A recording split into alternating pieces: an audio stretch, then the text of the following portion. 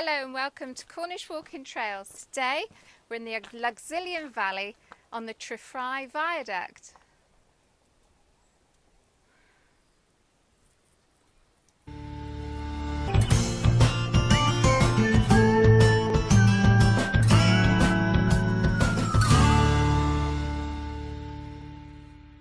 Our walk today comes from Walks for All Ages. So our book tells us barely a stone's throw from the urban conglomeration of St Austell and St Blaise lies one of the most beautiful, peaceful and archaeologically important valleys in Cornwall, the Luxulyan Valley. Our walk book tells us to park here. It's a small car park, it's free, and it's Pont Mill. So our first walk instruction says, as you enter the car park, the cycle track leading to the Luxulyan Valley will be seen on your right just beyond a stone parapet. Oh, this looks interesting. What's this then? Yeah, so we've got a map here. We've parked down here. It says you are here at Pont's Mill. Pont's Mill, yeah. And we're going to head up through the valley. We're following I think that. we're going up the left-hand side to start with. It's going to take us up to Treffry Aqueduct. This was built between 1839 and 1842 to carry a horse-drawn tramway. The structure also serves as an aqueduct. What did you say this was? The Treffry Aqueduct? Yeah. I think it's Treffry, not Treffry, like Jeffrey. It's not Jeffrey's like Jeffrey from Rainbows. I liked him. The cycle track leads you steadily up the valley, passing beneath the railway viaduct. Trains don't stop here Wednesdays. But we used to last, didn't they? Yeah. It's massive. Yeah. There's a few of them.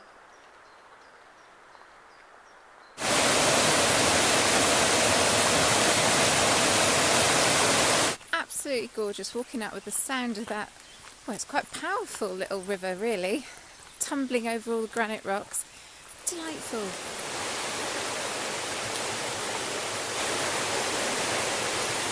So we're on the hunt for some abandoned buildings. What were they? Abandoned buildings. They are, hang on. You've just read it!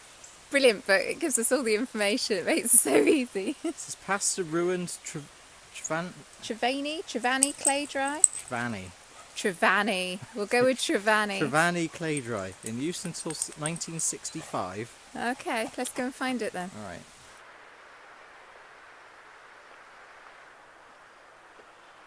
Oh wow, look at this.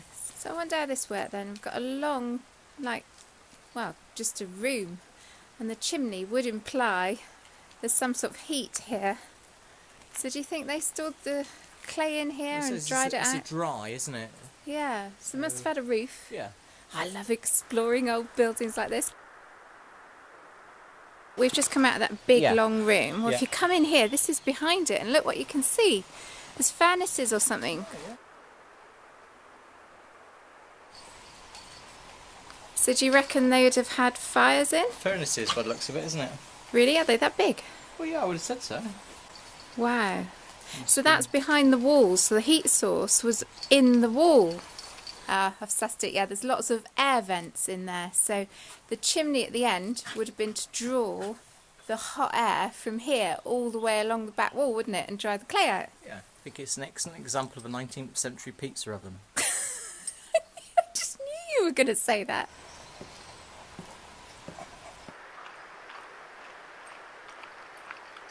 Look what you're stood on.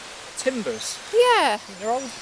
I don't know. And this was a tramway, so it would make sense, wouldn't it? It would have needed something to put the rails on, wouldn't it? I would have thought there'd be granite though. Well, it depends what age it is, I suppose.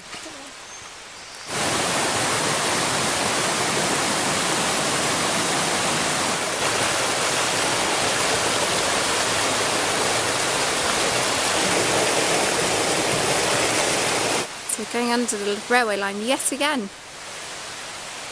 We aren't quite sure yet if that's the Harniki branch line or if it's the main railway. What's your opinion? It's a railway line. I can tell that because there's a train went over it. Yeah, you can smell it, can't you? Yeah, I think that must be the branch line because it's only single track, and we know that the main line would have double track. So more evidence that this tram road was here before the railway line, because we've got another diagonal pillar to accommodate this incline up to the viaduct. There we go, that's what I was expecting. Somewhere here there should be a point for a nail. Move, you little monkey. You're right where I want to film, aren't you? Ah, that would have been a nail hole, look. Yeah, to hold the railway down.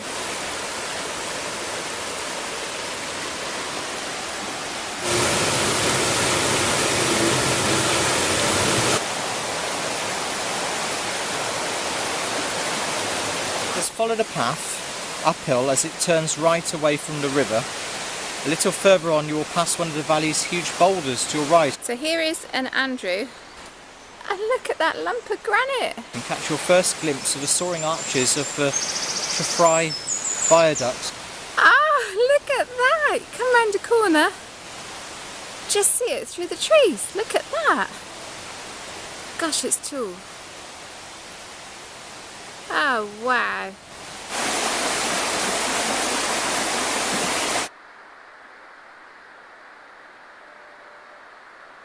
Okay, so this is the north side, and it is a little bit difficult to see. That is the Treffry coat of arms. Oh, my camera's gone a bit funny. There we go. On the centre of the northern side is the Treffry coat of arms with the inscription Dum Duo Placernete. Is that meant to be Latin? Well, which means, while God will. It is the arboreal bearings of the Treffry family. Shut up. The shield on the south side was left for a future inscription. What would you put on there? Where's my dinner? So we've come over to the south side, and the inscription, or the blank coat of arms for an inscription, we reckon would be up there, but the tree canopy is just too dense. The viaduct is really impressive. Unfortunately, with the trees having all their leaves on their canopies, we can't get a really good shot of it, so I think you can go on top and have a look from above, and I can't wait, I just want to get up there. So we emerge from the woodland up onto quite a high road that joins up with the end of the viaduct. Look at that. Oh yeah, The track would have been. There's a little dent in the granite, isn't there, for the track to run.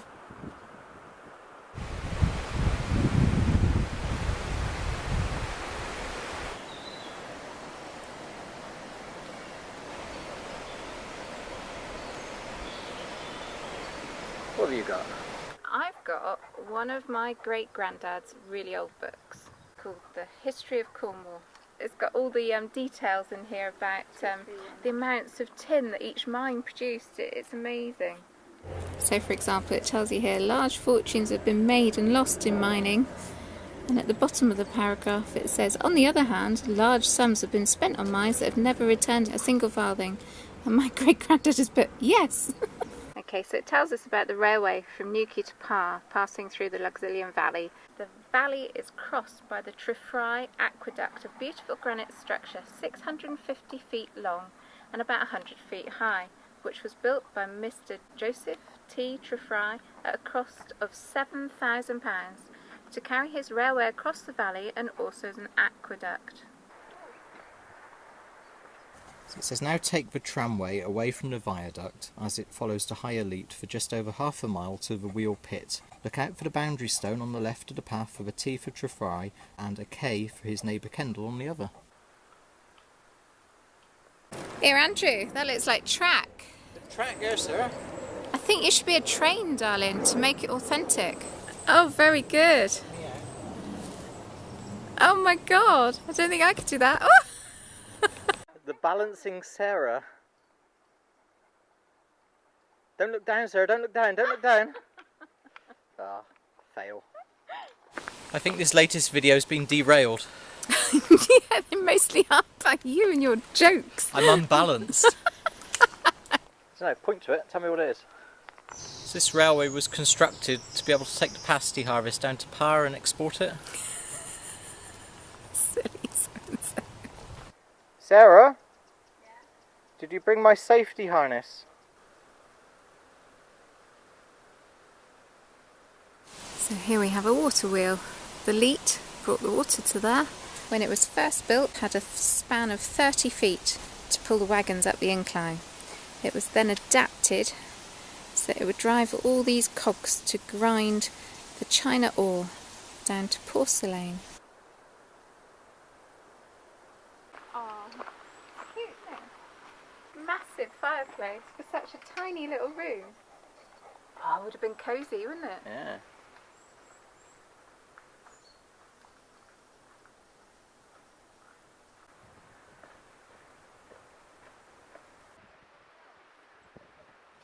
Our walk today comes from Walks for All Ages, the Luxulyan Valley. So today's walk we explored the Luxulyan Valley, ended up on the Treffry Viaduct. Yeah, there's loads to see here. It's an area of old mining activity and there's still lots to explore, so it's been a really good day. The past industry is very evident as you wander up through here, and it's brilliant fun trying to figure out how it all works. The map worked, the instructions worked, the walk was generally easy to follow, and the points of interest were easy to relate to on the ground, weren't they, in the book? Very good. What would you score it? I think I'd give it an 8 out of 10. I think I'd like to do this walk again either in the springtime or the autumn because I think the views might be a bit better. Or even winter when there's no tree leaves. So this walk really is 50 shades of green. 50 Shades of what?